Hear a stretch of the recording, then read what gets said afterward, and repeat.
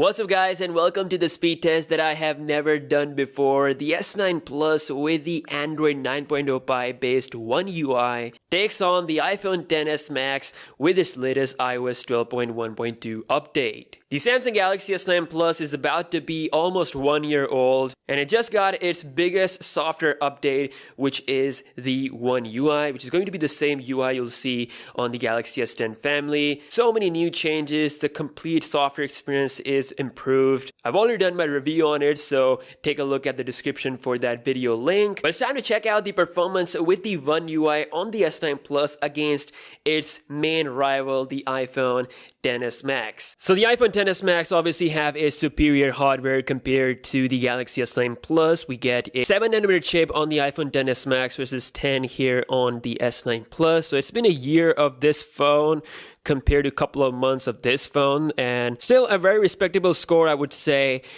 with this old chipset on the S9 Plus. And yeah, these are the current scores on their software versions. iOS 12.1.2 here, and 9.0 Pie with One UI on the S9 Plus. So everything is closed in the background on both phones, and we're going to start off with the basic phone dialer. Here we go. And pretty quick on both phones. I think the animations were a bit faster on the S9 Plus. Let's check out settings, and kind of the same result. Let's jump right into some third-party applications, starting with Instagram. And that is, I think, a bit quicker on the iPhone XS Max with the latest feed. We can check out the performance here a little bit. As you can see, scrolling looks pretty smooth on both phones. No lag whatsoever. Same thing with zooming in and out. Let's access the camera, and as you can see, pretty quick. I think iPhone is definitely snappy at that. The Galaxy takes some time to open the camera. That's just how Instagram works on Android compared to iOS. And loading up my profile, that is about the same on both phones. By the way, follow me on Instagram. I'm close to hitting 51K. Next, we are launching the game, which is going to be Subway Surfers. And let's see. All right. Loading times. Faster on the S9 Plus. Wow. So that is nice. Surprise, I would say, because normally iPhone is really good with the game loading time. And the game performance obviously is very smooth, but we'll move on to some more graphical intense stuff, such as the Asphalt 9. So let's launch it at the same time on both phones, and let's see. Okay, the iPhone is on the loading page already. The S9 Plus is still taking some time. Both phones are actually loading. All right. The iPhone, yes, the iPhone is done as expected, a little bit quicker than the S9 Plus. Now, I'm also going to quickly start up a stage here just to have a bit more pressure on the RAM management. Let's just play this, just a random stage on both phones. And by the way, the Asphalt 9 just got the 60 frames per second update for the iPhone. So on Android, it still runs on 30 FPS, even though I'm pretty sure the hardware is capable of 60 FPS, but that's that. So as you can see, it looks pretty stunning on the iPhone, I'm gotta say, compared to the S9 Plus. So just gonna leave it there in the background, but overall it runs pretty smooth on both phones. Next on the list is Alto Adventure. That's another game, and obviously we're gonna put some real pressure on the RAM on both phones.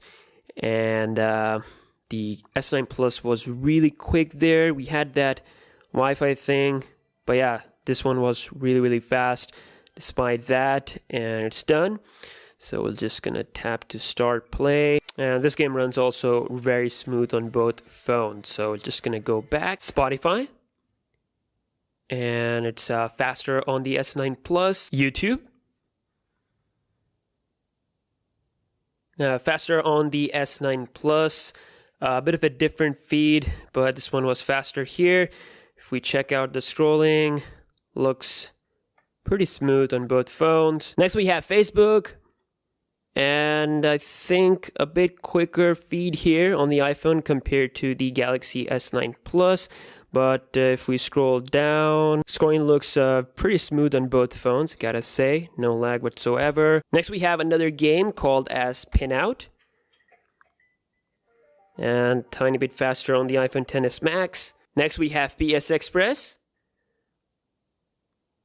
and about the same loading times. Now here I will be loading an 8K image on both phones at the same time, so go, and the iPhone is a bit quicker, and I'm just gonna apply some duotone effect, which is the magenta effect, on both pictures. As you can see, just have it all the way to the max, and boom, now we're gonna export this image at the same time on both phones. Save to gallery, save to camera raw, and you can see it's quicker on the iPhone, just a little bit quicker, but this one also did pretty good. And last but not the least, we have the camera opening on both phones, and that is a little bit quicker on the iPhone XS Max. Okay, next up is the browsing test. We have the wwe.com on both phones, so Safari on the iPhone and the new internet browser from Samsung with the S9 Plus, as you can see with the dark UI. The iPhone is the first one to come to the website, and it also finishes up quicker. If we check out the browser performance here, you can see actually really nice on both phones, zooming in and out. I wish there is like a dark mode for the Safari as well on the iPhone, but whereas on the One UI, this is one of the main features which you can easily enable or disable, and it really helps to conserve battery life since these are both AMOLED displays. Next up, we have Samsung.com on both phones, and let's see. Okay, I think that is really fast. I think maybe the iPhone was quicker. Yes, it is actually a little bit faster there, as you can see the website content and everything. But still, I have to say, really snappy performance with the S9 Plus on One UI compared to the iPhone XS Max. Again, a huge difference with the hardware. Let's check out the RAM management. So we open a lot of applications. First up, the phone dialer. That is still there, I think. Both one actually showed the bit of a white thingy. So let's see, settings, still there. Instagram, okay, the app is still there, but it just refreshed the content. Again, you guys are the judge here. Subway Surfer, okay, so it got refreshed on both phones. Let's check out Asphalt 9.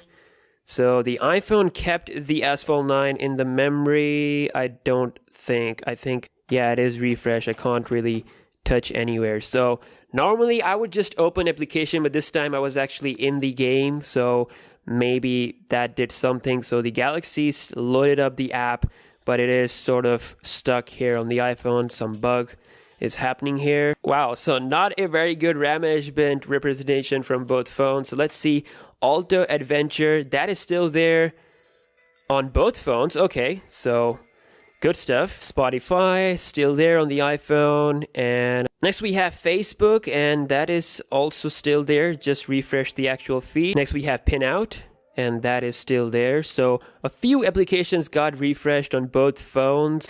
Let's go back to Photoshop Express, and Galaxy did another refresh with this app as well. So the iPhone, I definitely do think it's a bit better with the RAM management. Let's go back to the browsers on both phones that are still there as well. So overall, I am impressed by the performance on the S9 Plus after 1 year against the iPhone XS Max. It was definitely not perfect as far as the RAM management is concerned for both phones. This one also slipped a bit in the RAM management with the latest iOS 12.1.2, but still, all in all, both phones are incredibly fast. And again, if you are thinking of buying the S9 Plus, which I think it's now like $500 something used on some websites, you can check out. This is actually a really good deal for that price. So yeah, let me know your thoughts in the comment section below. If you guys want to see some more tests, let me know. And yeah, One UI is soon coming on the S8 and Note 8, so stay tuned for those coverages, and I'll see you guys in the next one. Peace out.